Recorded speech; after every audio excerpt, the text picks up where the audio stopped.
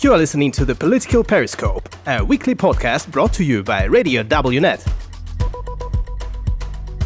Interviews on international politics, security, geopolitics, economy, and more, every Thursday at 7 p.m. Today's guest of the Political Periscope is Professor Javier Gil Pérez from Comillas Pontifical University in Madrid, a specialist in international relations. Political Periscope. How do you think the fact that the summit was held in Madrid affected the agenda? Did it affect the agenda in any way? My opinion is yes. Basically, the main goal of the summit was to elaborate a new strategic concept, for NATO for the next 10 years. And of course, the main issue was how to confront Russia. Russia has invaded Ukraine. We are facing a terrible crisis in the eastern flank of Europe. And that was the main point. But because the summit was held here in Madrid, in the capital of Spain, in my opinion, a little attention was paid, to the situation in the northern part of Africa, what is called the southern flank. And basically the disturbing situation was basically in the Sahel sub-region, okay? Because right now, since 5-6 years ago, the situation in the north of Africa is evolving very negatively, with more problems, basically related to international jihadism. That is the first point. Second, there are growing problems with irregular immigration. Third, now we have the energy crisis. So basically, the situation in the south is probably more unstable than in the past. No, that is the reason why, because the summit was celebrated in Madrid, that the new strategic concept, basically declare that the southern flank is important for NATO countries. But I think that the most important thing is that in NATO, in the new strategic concept, basically we had decided to focus on Russia. That is our enemy, that is the aggressor, and that is the country basically that is putting in risk our way of living here in Europe.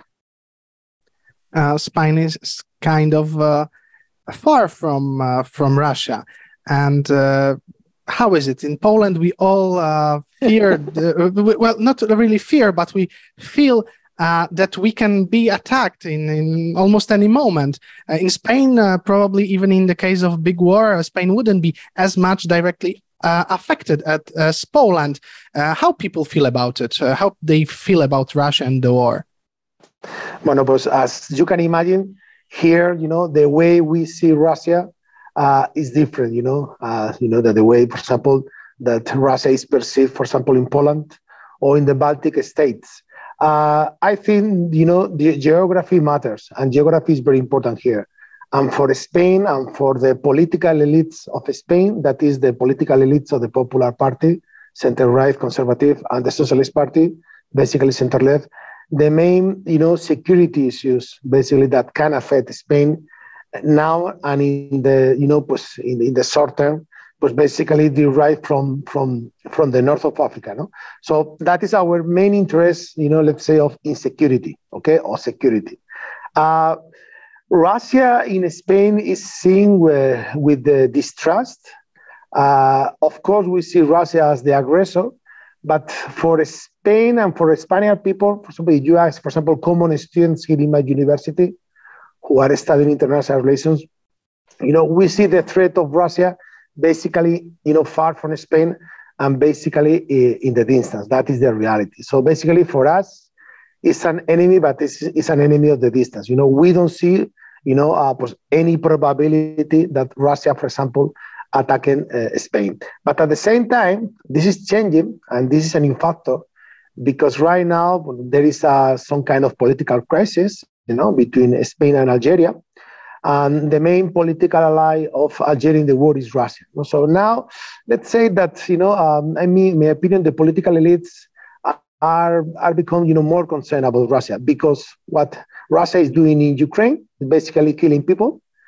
because the links, with the Algerian government. So that is a new, let's say, concern in Spain, and that is the situation. But anyway, just to conclude, we see Russia, as an enemy in the far.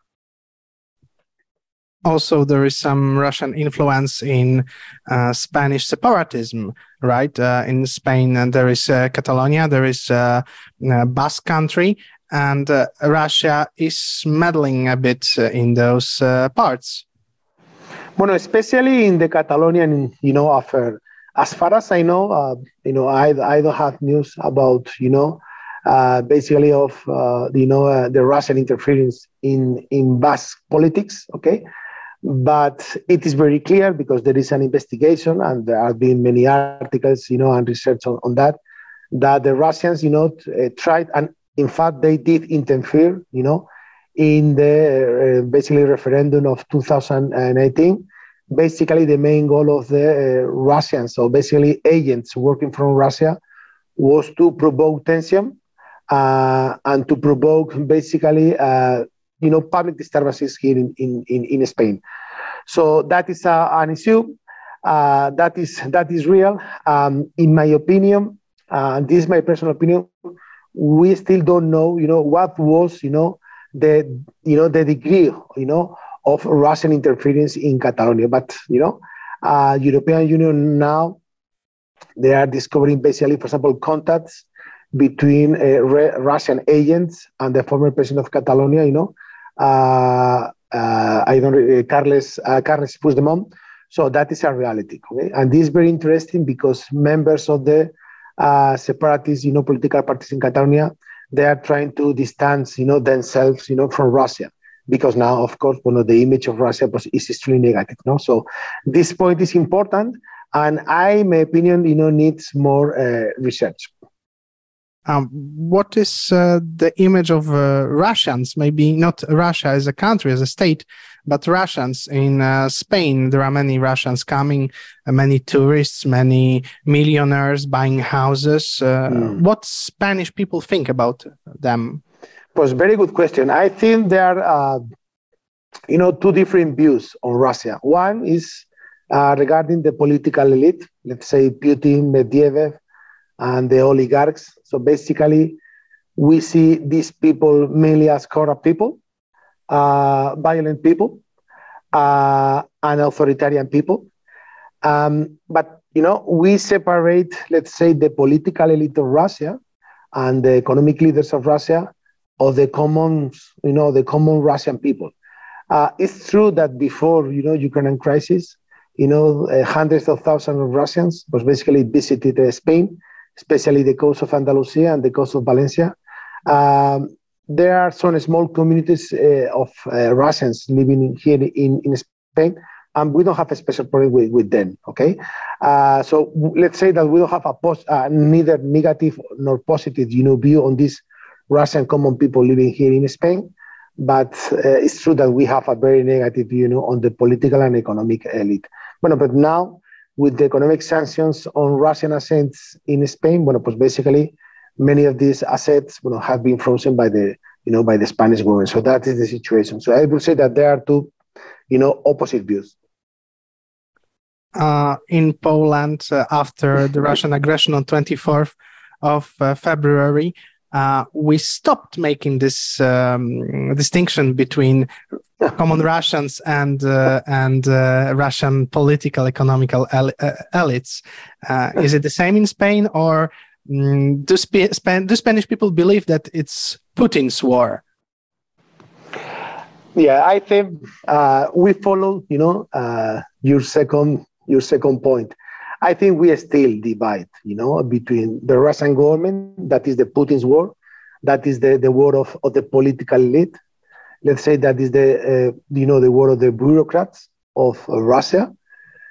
And another thing is basically the public, or the common, Russian citizen. It's true, for example, that is my personal opinion, but not the general one.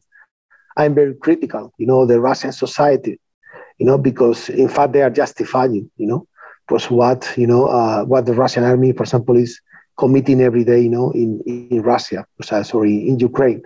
But the general view of the Spanish view is that we distinguish, both levels, the political one, the economic one, or the top leadership of the country, and then the Russian and citizens. Okay, so that is not the case of Spain. I understand the position of Poland.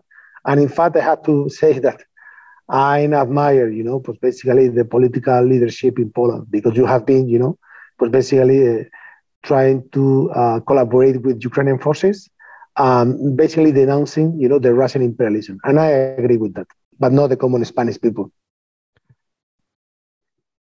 And what is the Spanish attitude towards NATO? I heard opinions that Spanish people are kind of skeptical towards NATO, towards the United States. Well, basically, I think this is a very interesting question. Spain is a very unique country in NATO because it is the only country that held a referendum, to decide, whether, join NATO or not, okay? So this is important. Finally, basically the majority of the Spanish population in 1983, if I'm right, decided to join NATO, okay? But it's true that, for example, right now, the government of Spain, is composed of two different groups, the Socialist Party, okay, the Labour Party, and Podemos. Okay, Podemos is basically linked, to the former, Spanish Communist Party, and the former Spanish Communist Party, and Podemos, of course, now, basically is anti-American. This is true. And second is anti-NATO. So basically, that I would say that around 15%, of the Spanish population, or basically people supporting Podemos, political parties, connected to the far left in Spain, because they are anti-NATO. They consider the NATO, for example, an organization of the past. They consider that NATO is an old-fashioned organization. And in fact, they consider that NATO, basically, in somehow, has, let's say, provoked, for the Russian, invasion of Ukraine.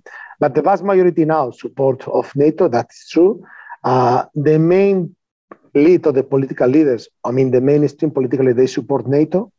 I was in the summit, in the think tanks, summit. Of course, there was a consensus with NATO.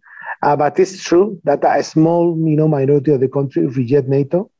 And they think that NATO basically is just a negative, disturbing, international organization. In my opinion, this is the way I call them.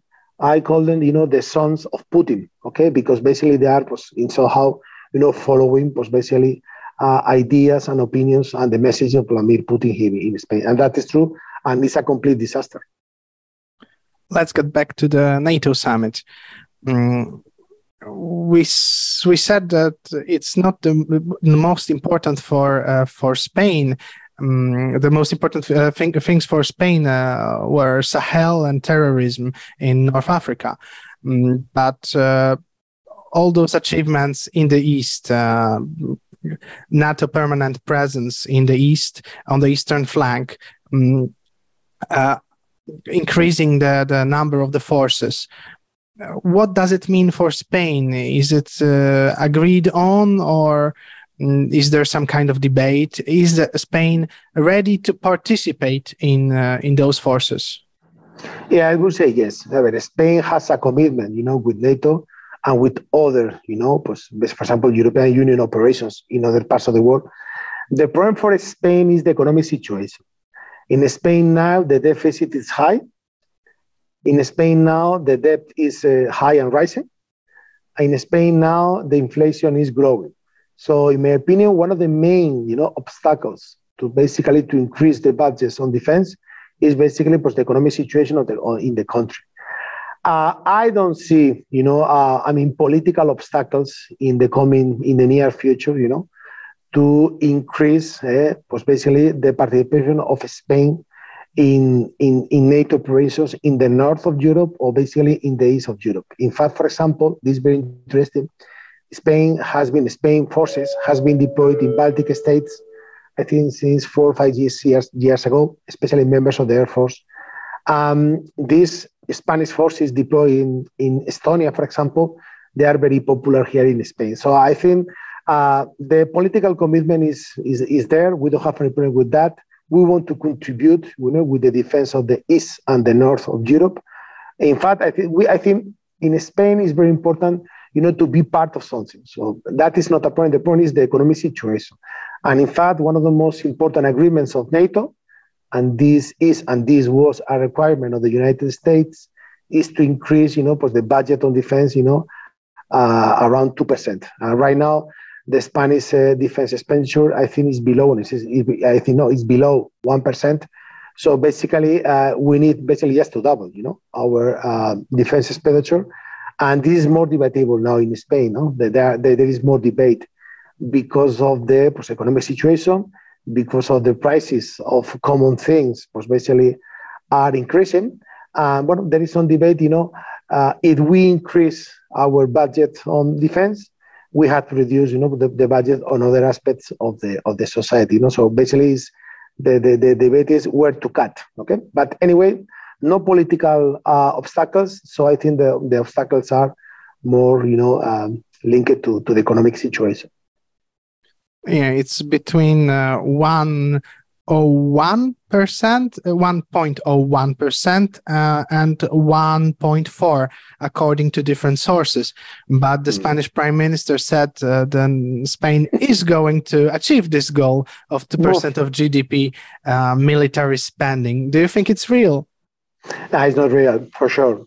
I think Pedro Sánchez is just basically expressing some ideas, but nonsense ideas, because I think probably if we continue increasing our budget on defense in the following years, probably we'll reach 2%, by 2028 or by 2030. But maybe, if there is a change of government in the next general elections in 2023, probably, the new government, will decide to accelerate, basically the increasing on defense expenditure. Okay? But right now, under this government, I consider that, to reach 2% in the next 1-2 years is completely impossible. It's completely real. I think we need at least 7-8 years, to fulfill that goal. Let's speak about the other thing that NATO agreed upon, so the military aid for Ukraine. How is Spain going to involve itself in helping Ukraine in a military way? What is Spain going to send? Well, there is another important topic. There have been a lot of criticism on the Spanish government because, politically speaking, in the diplomatic front, Spain, has condemned, Russia aggression. And Spain has, public support, Ukraine. But in terms of military equipment, we have sent just ammunition, some, rockets, propelled grenades. We have not, sent, heavy military equipment. No? So in my opinion, we are not following, for example, your country, Poland, or the Baltic states, or United Kingdom, or United States. That, in my opinion, they are the countries that they are maintaining, basically, the military effort of Ukraine. Spain is in the second or in the third, a group of countries that, politically speaking, they support Ukraine. They are against, the Russian aggression against Ukraine. But in terms of military equipment, the collaboration, in my opinion, has been very limited. Okay, so that is the situation. It's very sad, but we have to recognize it. I hope that probably if the situation in Ukraine gets worse, probably maybe that is one of the a possible evolution of the war in Ukraine. I hope that Spain will decide, to increase the level, of the military equipment, sent to Ukraine. But so far, very limited and basically light material. That is the situation. That's true. This NATO summit was also the first summit to see the participation of so-called Indo-Pacific partners of NATO. Do you think this is due to war in Ukraine, and what will this cooperation mean for NATO? Well, a very good question. My area of research is mainly Indo-Pacific, so I can understand, clearly the situation in the Indo-Pacific. Basically, when we analyze, allies of the West in the Indo-Pacific, it's very clear, to basically to find them. Australia and New Zealand, they go, together, and probably the country with the worst, relationship right now in the Indo-Pacific between China and another country, that is Australia. China was a very good economic partner of Australia during the last 10, 15 years. In fact, to explain the economic boom, the economic prosperity of Australia in the last 15 years, China is a key reason, because China has been, buying a lot of, minerals and raw materials from Australia. But politically speaking, the situation now is worse than ever. Australia has been very critical of China. Australia is very critical of China. Australia, has categorized basically China as an authoritarian state, risks, for the stability of the Indo-Pacific. And Australia is very concerned, for example, of the new, military alliance between China and the Solomon Islands, that was signed one month ago. So for Australia, China is one of the main security concerns in the region.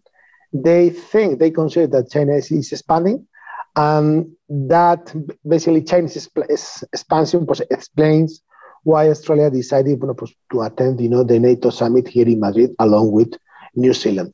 And regarding Japan and Korea, both countries are the main allies of the United States. Don't forget that United States is deploying right now around 25,000 US soldiers in South Korea and more than 55,000 soldiers in Japan. So basically, they are, key partners. They represent basically Western values in the Indo-Pacific.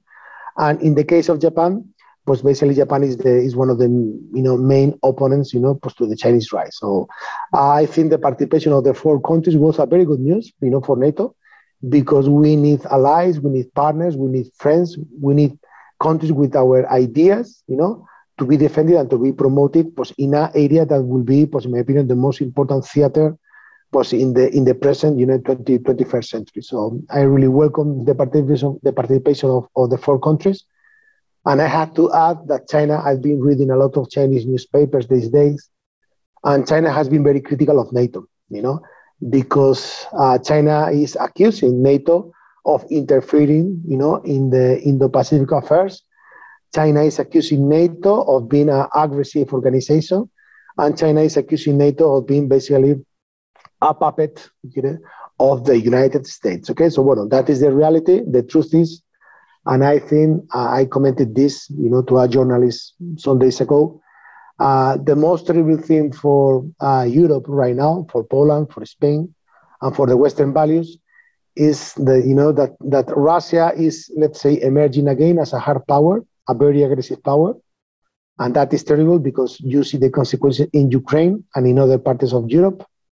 An aspect, linked to the rise of Russia is the rise of China.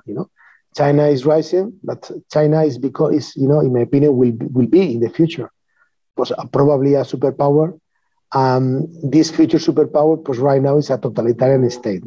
So for NATO, for the European Union, for all the member states of both organizations, NATO and European Union, one of the key challenges of the future is how to, deal with the rise of China in the East. And that is another topic that we should analyze in the following years, because that is the key point, how to engage with China.